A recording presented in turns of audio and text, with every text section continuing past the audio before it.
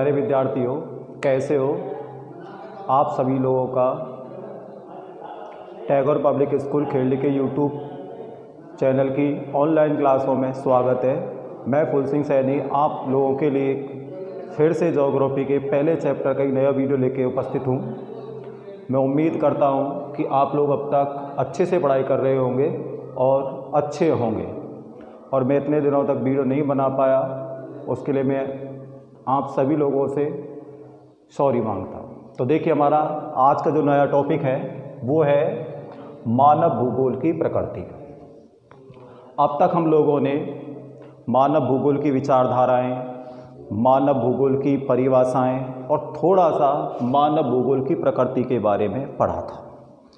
अब हम लोग देखिए, इतना ध्यान रखना है, इस लेसन में से आप लोगों के लिए एक एक नंबर के या तो 2 प्रश्न पूछे जाते हैं या कभी एक प्रश्न 2 नंबर का पूछा जाता है। इसलिए अब किस तरीके से यहाँ से प्रश्न पूछा जाता है, ये सारी चीज़ों को अब डिस्कस करेंगे।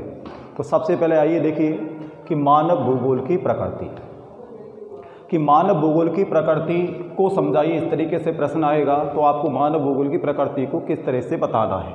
पहली स्थिति आती है कि मानव भूगोल में मानव केंद्र बिंदु है, कि मानव भूगोल में मानव केंद्र बिंदु है। अब मानव भूगोल में मानव कैसे केंद्र बिंदु है, इसको स्पष्ट करना है। इसके लिए हम लोगों को दूसरी लाइन को आधार बनाना है। तो देखिए कि मानव भूगोल में यह विश्लेषण किया जाता है कि मानव भूगोल में यह विश्लेषण किया जाता है कि पृथ्वी के किसी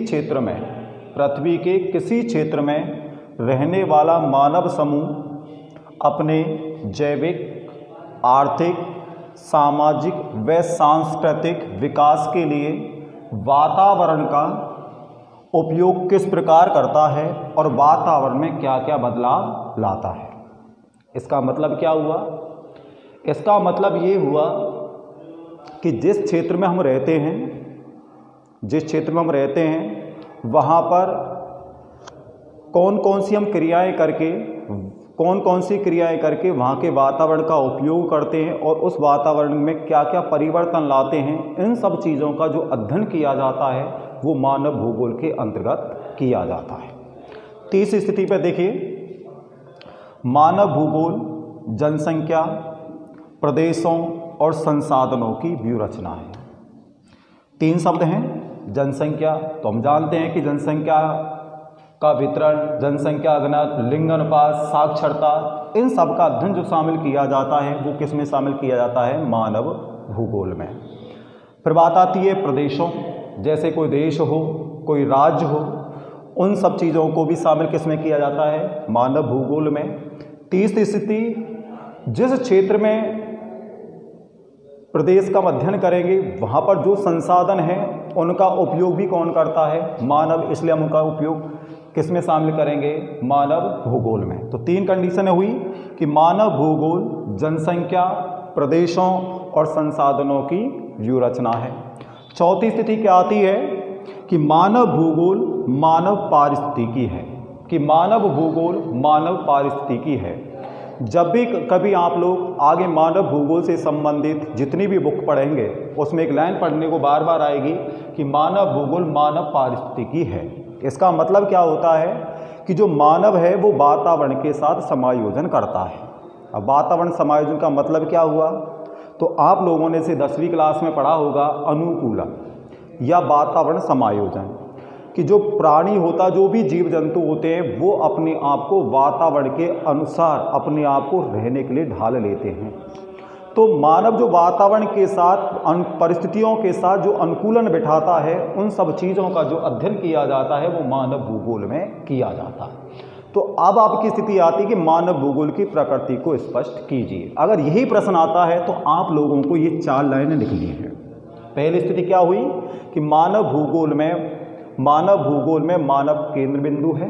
नंबर 2, पृथ्वी के किसी भी क्षेत्र में रहने वाला मानव समूह अपने जैविक, आर्थिक, सामाजिक, सांस्कृतिक, जैविक, आर्थिक सामाजिक सांस्कृतिक विकास के लिए वातावरण का किस प्रकार उपयोग करता है और वातावरण में क्या क्या बदलाव लाता है। नंबर 30 स्थिति, मानव भूगोल में जनसंख्या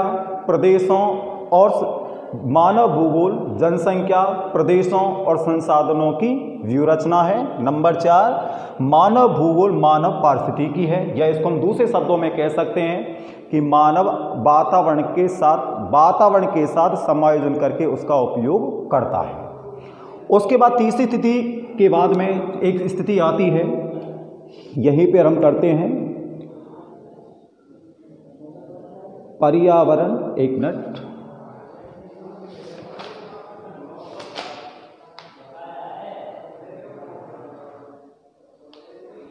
मानव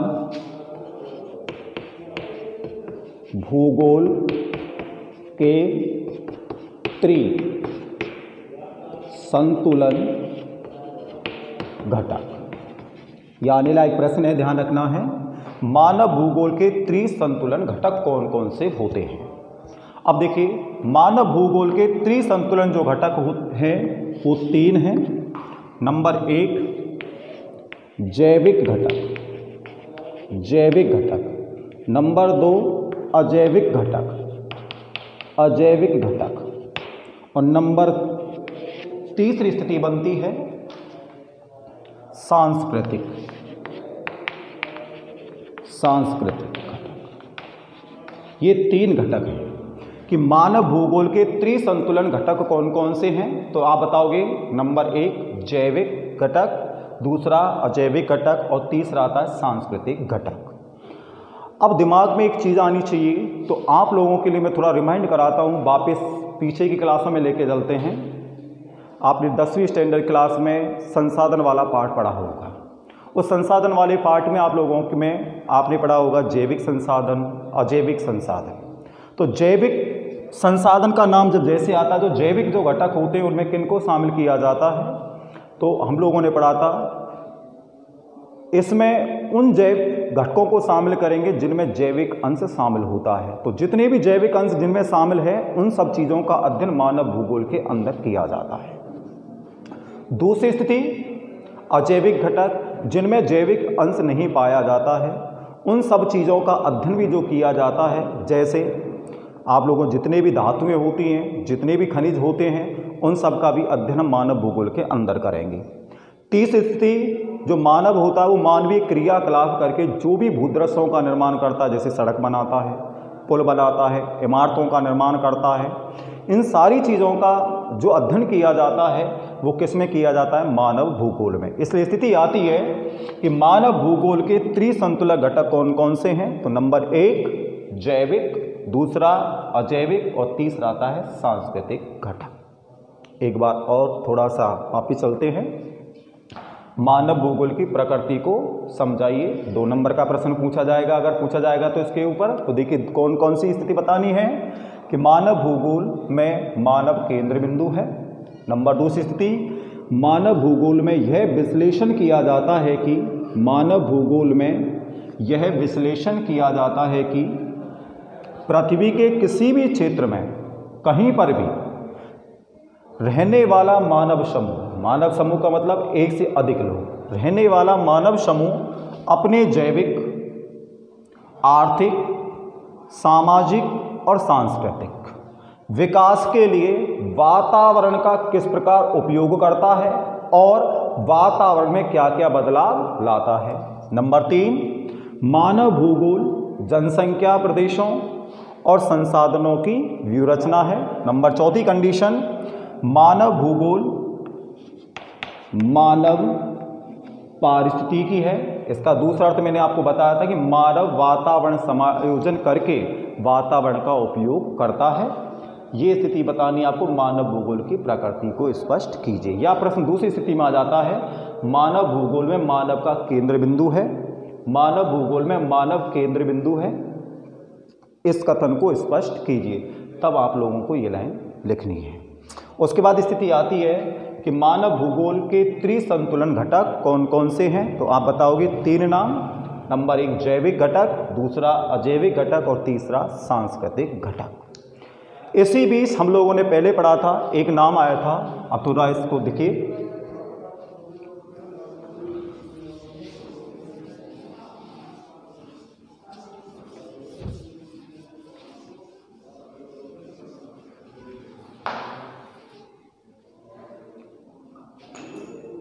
मानव भूगोल की प्रकृति, जीन ब्रुन्स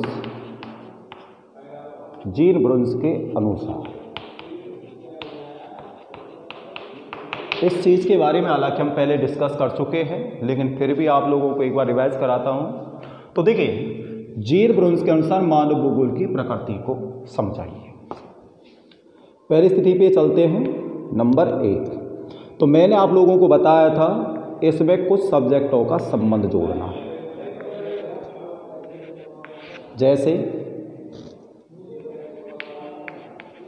अर्थशास्त्र,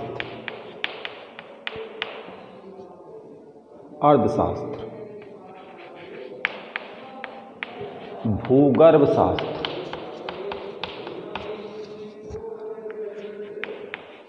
मानवाचार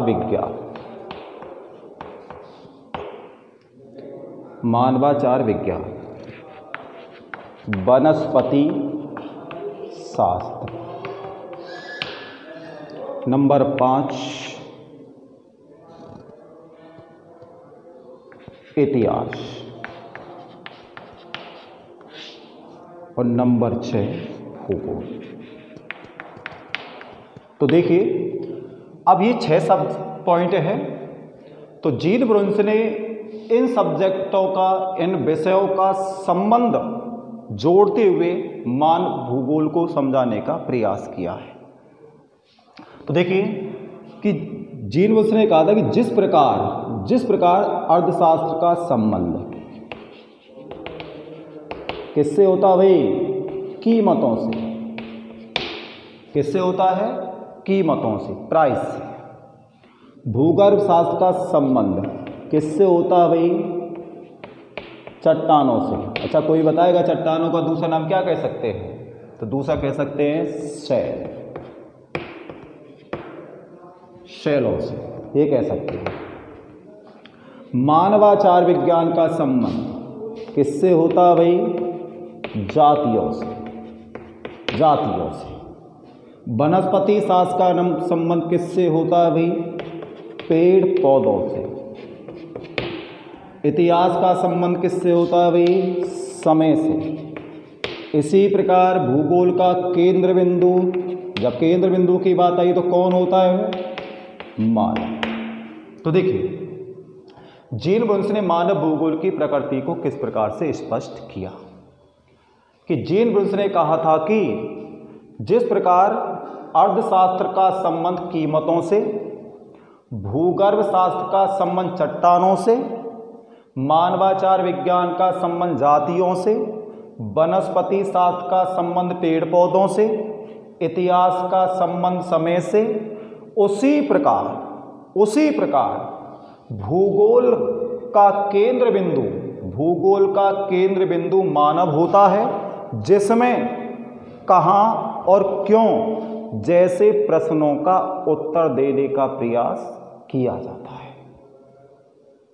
तो एक बार और देखते हैं कि मानव भूगोल की प्रकृति को जीन ब्रुन्स ने किस प्रकार स्पष्ट किया। तो प्रश्न पूछा जाता है, जीन ब्रुन्स के अनुसार मानव भूगोल की प्रकृति को समझाइए, या मानव भूगोल की प्रकृति के बारे में जीन ब्रुन्स ने क्या कहा था। तो क्या कहा था, ये स्थिति लिख दोगे आप। उसके बाद लिखनी है यहाँ से कि जिस प्रकार अर्थशास्त्र का संबंध कीमतों से, भूगर्भ शास्त्र का संबंध चट्टानों से, मानवाचार विज्ञान का संबंध जातियों से, वनस्पति शास्त्र का संबंध पेड़ पौधों से, इतिहास का संबंध समय से, उसी प्रकार, यहाँ पर जिस प्रकार लिखना, यहाँ पर लिखना छठे पढ़ो, उसी प्रकार भूगोल का केंद्र बिंदु मानव होता है, जिसमें कहाँ और क्यों जैसे प्रश्नों का उत्तर देने का प्रयास किया जाता है।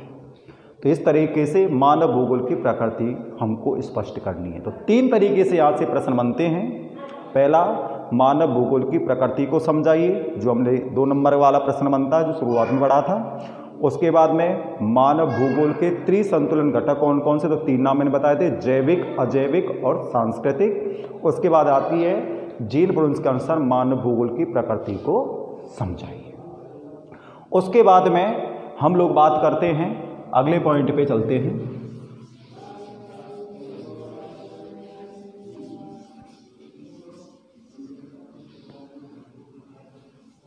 मानव भूगोल का विषय क्षेत्र, मानव भूगोल का विषय क्षेत्र। तो देखिए, मानव भूगोल के विषय क्षेत्र के बारे में हमको पढ़ना है। देखिए, मानव भूगोल के विषय क्षेत्र के बारे में पहली स्थिति ये दिमाग में रखनी है कि जब भी कभी इससे संबंधित जो भी प्रश्न आता है, पहली स्थिति ध्यान रखना, बड़ा प्रश्न इसके ऊपर नहीं आएगा। अधिकतर एग्जाम में मानव भूगोल के विषय क्षेत्र के प्रमुख पहलू या तथ्य कौन कौन से हैं, उनसे संबंधित पॉइंट यहाँ से पूछे जाते हैं।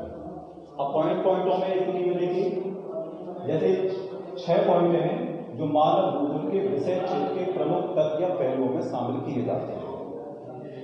नंबर 1 जनसंख्या, नंबर 2 प्रदेश के प्राकृतिक संसाधन, तीसरी सांस्कृतिक वातावरण, नंबर 4 कालिक अनुक्रम, 5वां अन्य प्रदेशों से संबंध और 6ठा था समायोजन में प्रादेशिक संगठन।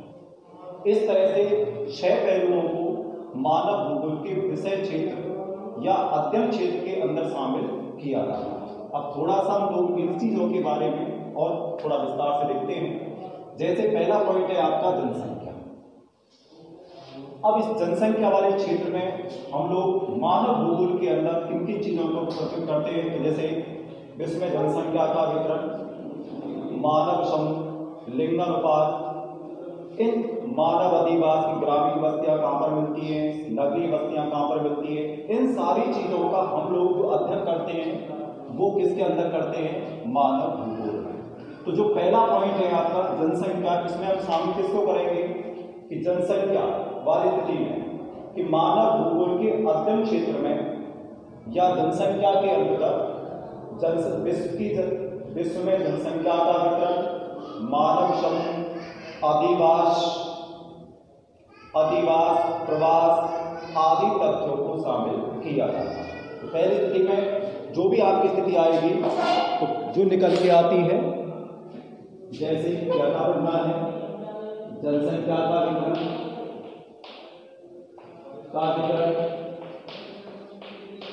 प्रवास, अधिवास, मानव समूह,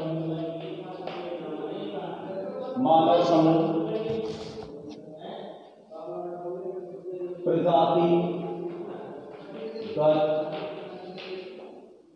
सामाजिक संरचना, इन सारी चीजों को हम लोगों को इस पहले पॉइंट में शामिल करना है। तो देखिए, नंबर 1 जनसंख्या का वितरण, कहां पर किस प्रकार से जनसंख्या फैली हुई है। प्रवास का मतलब होगा जब एक व्यक्ति या व्यक्तियों का समूह एक स्थान से दूसरे स्थान पर जाता है तो उसको क्या कहते हैं, प्रवास। तो प्रवास का अध्ययन भी किसमें शामिल करेंगे हम, मानव भूगोल।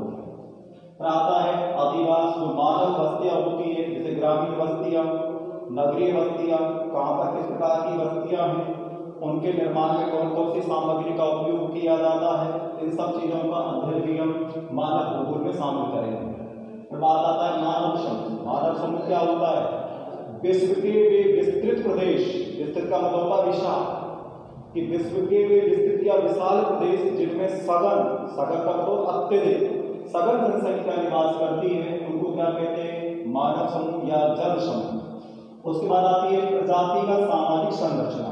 तो अलग अलग जहां पर लोग बस्तियों में रहते हैं तो अलग अलग वर्गों के लोग रहते हैं, अलग अलग जातियों के लोग रहते हैं, तो उनका सामाजिक स्तर कैसा है, इन सब चीजों का अध्ययन मानव भूगोल में किया जाता है। तो पहली स्थिति को हालांकि ये ध्यान रखना है, पॉइंट को संबंधित प्रश्न पूछा जाता है, लेकिन फिर भी हम लोगों को थोड़ा क्लियर करना है कि इस पॉइंट में क्या आएगा सर, तो हम लोगों की चीजों को शामिल करेंगे। तो जनसंख्या की मानव भूगोल में जनसंख्या के अंतर्गत जनसंख्या का वितरण, प्रवास, अधिवास, मानव समूह, प्रजातिगत सामाजिक संरचना को शामिल किया जाता है। फिर दूसरी स्थिति आती है प्रदेश के प्राकृतिक संसाधन। जब यहाँ पर बात आ जाती है कि प्राकृतिक संसाधन, पहली बात आती है प्राकृतिक संसाधन होते क्या है, तो मैं स्थिति को स्पष्ट करता हूँ कि जो प्राकृतिक संसाधन प्रकृति के द्वारा जो स्वतः निर्मित संसाधन होते हैं उनको प्राकृतिक संसाधनों में शामिल किया जाता है। जैसे प्रकृति के द्वारा जो करेंगे जैसे जल, भूमि, वन, खनिज, ध्यान रखना, जल, भूमि, वन, खनिज, इनको हम प्राकृतिक संसाधनों में शामिल करते हैं। तो मानव भूगोल के अंतर्गत किसी भी प्रदेश के प्राकृतिक संसाधनों का और उन संसाधनों का वहां पर रहने वाले लोगों पर या मानव पर क्या प्रभाव पड़ता है, उन सब चीजों का अध्ययन मानव भूगोल के अंतर्गत किया जाता है। तो देखिए दोबारा से, किसी प्रदेश में उपलब्ध प्राकृतिक संसाधन और उन प्राकृतिक संसाधनों का मानवीय क्रियाकलापों पर क्या प्रभाव पड़ता है, उन सब का अध्ययन मानव भूगोल में किया जाता है। बात आती है प्राकृतिक संसाधनों के अंतर्गत जल, भूमि, वन, खनिज आदि को शामिल किया जाता है। अगर एक नंबर का प्रश्न आ जाता है कि प्राकृतिक संसाधन कौन कौन से, उनके कोई दो उदाहरण बताइए, चार उदाहरण चाहिए, तो आपके सामने स्थिति स्पष्ट है। जैसे नंबर 1 जल, नंबर 2 भूमि, नंबर 3 वन, नंबर 4 खनिज। उसके बाद तीसरी स्थिति कहलाते हैं सांस्कृतिक वातावरण।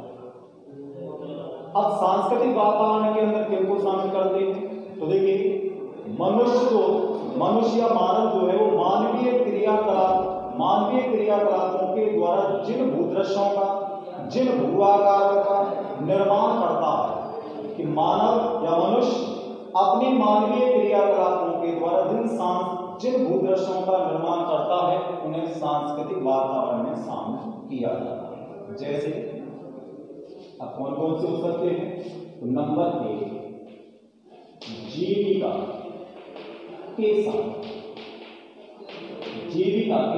अब मनुष्य ने जब पृथ्वी पर जन्म लिया है तो अपना जीवन यापन करने के लिए उसको कुछ ना कुछ काम तो करना पड़ता है। जैसे बहुत से लोग खेती करते हैं, बहुत से लोग उद्योगों में काम करते हैं, बहुत से सड़कों का निर्माण करते हैं, कोई पुल बनाता है, वो सारे क्या हो गए, जीविका के साधन। उसके बाद दूसरी स्थिति आती है जीविका के साधन के बाद में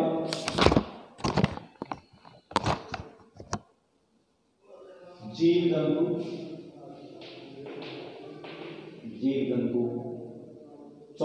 तीसरी स्थिति आती है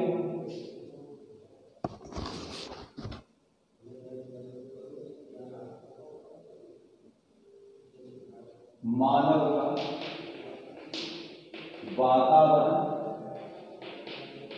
वातावरण के साथ अनुकूल।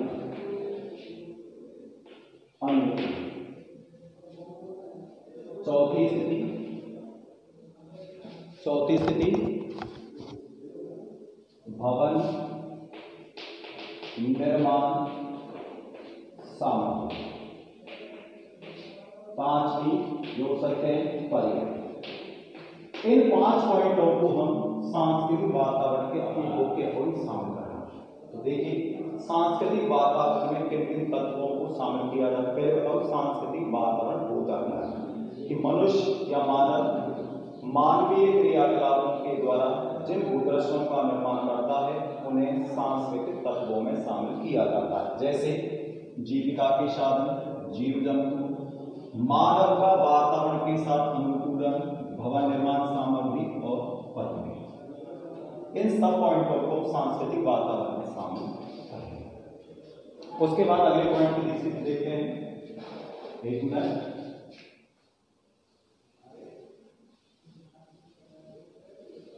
कालिक अनुक्रम, कालिक अनुक्रम।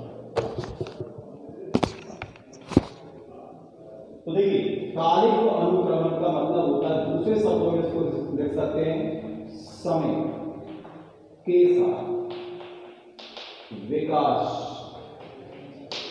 की परिस्थितियों का अध्ययन।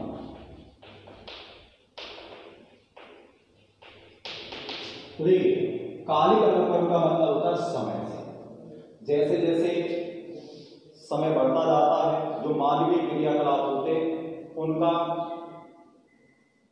मानवीय क्रियाकलाप जो होते हैं वो धीरे धीरे बदलते जाते हैं। जैसे जब मनुष्य प्रारंभ में जो वनों में निवास करता था, अपने जीवन की जब प्रारंभिक अवस्था में था, तो शुरुआत में क्या करता था, आखेट। धीरे धीरे उसका बौद्धिक विकास हुआ, वो आखेट के बाद में क्या करने लग गया, वन संग्रह। वन संग्रह के बाद वो करने लग गया पशुपालन का कार्य, पशुपालन के बाद वो कृषि करने लगा, कृषि के बाद औद्योगिक कार्य करने लगा और वर्तमान युग में किसमें आ चुके हैं, प्रौद्योगिक युग में। तो धीरे धीरे समय के साथ मानवीय क्रियाकलापों में क्या हुआ, परिवर्तन हुआ, बदलाव आया। तो उन सब चीजों का अध्ययन किया जाता है कालिक अनुक्रम, कालिक अनुक्रम या कालिक अनुक्रम में अपने दूसरे शब्दों में लिख सकते हैं, समय के साथ विकास की परिस्थितियों का अध्ययन करना, समय के साथ विकास की परिस्थितियों का अध्ययन करना। पांचवा जो पॉइंट था, पांचवा जो पॉइंट स्थिति आती है, अन्य दूसरे देशों से संबंध,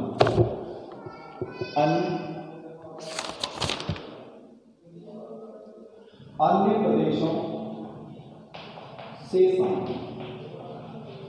ये पांच अन्य प्रदेशों से संबंध।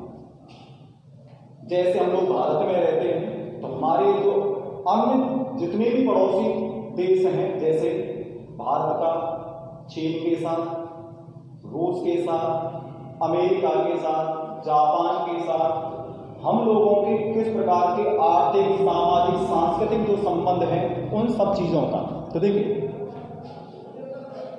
जैसे मान लो चीन है, रूस है, जिसको रसिया कह सकते हैं, अमेरिका, संयुक्त अमेरिका, जापान, इजराइल, ये जो देश हैं, इन देशों के साथ हम लोगों के कैसे संबंध हो सकते हैं, आर्थिक, राजनीतिक, सांस्कृतिक,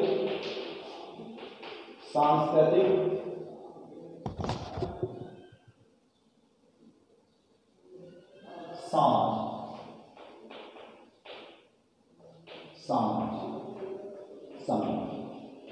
तो देखिए जितने भी हमारे अन्य जो देश हैं, पड़ोसी जो देश हैं, उन देशों के साथ हमारे आर्थिक संबंध, सामाजिक संबंध, सांस्कृतिक संबंध और राजनीतिक संबंध होते हैं। और उन सब संबंधों का जो अध्ययन किया जाता है वो मानव भूगोल के अध्ययन क्षेत्र में शामिल किया जाता है। आपको कैसे लिखना है, किसी भी देश के अन्य देशों से आर्थिक, राजनीतिक, सांस्कृतिक, सामाजिक संबंध होते हैं और उन संबंधों का अध्ययन मानव भूगोल के अध्ययन क्षेत्र में शामिल किया जाता है। छठा पॉइंट स्थिति को मैं ऊपर थोड़ा लिखता हूं, इसको छठी स्थिति आती है समायोजन व प्रादेशिक संगठन। ये छठी स्थिति आती है। तो देखिए एक मिनट,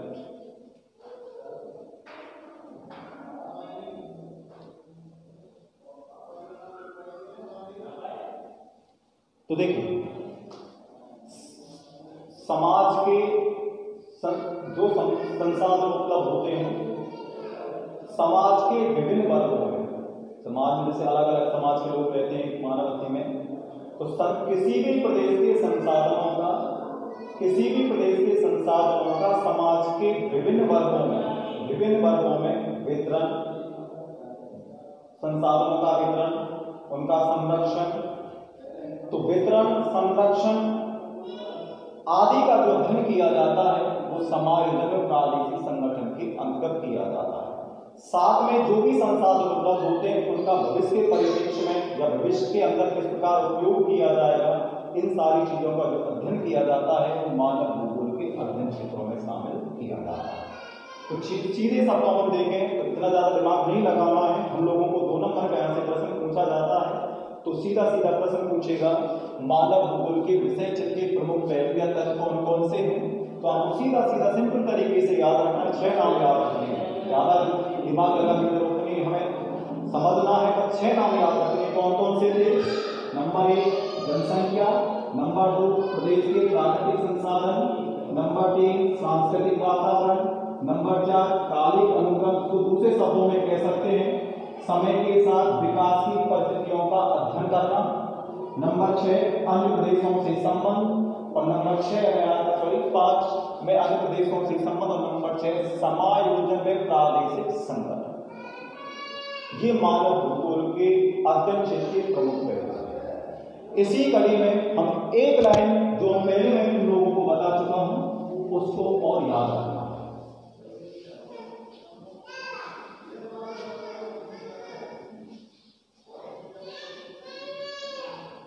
देखिए एक नाम और था जिसको मैंने आपको पहले बता चुका हूं, हंटिंगटन।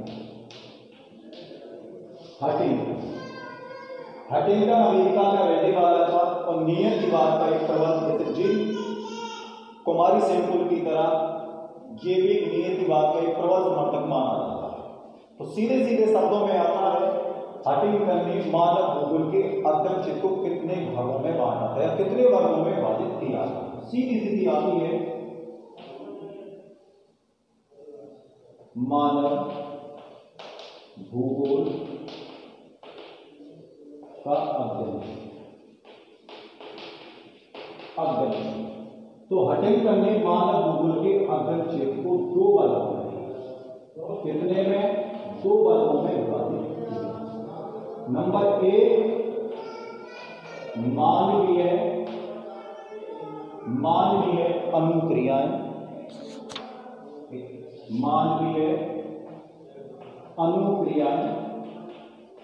और दूसरी स्थिति कह सकते हैं भौतिक दर्शन। तो हंटिंगटन ने मानव भूगोल के अध्ययन क्षेत्र को 2 वर्गों में विभाजित किया।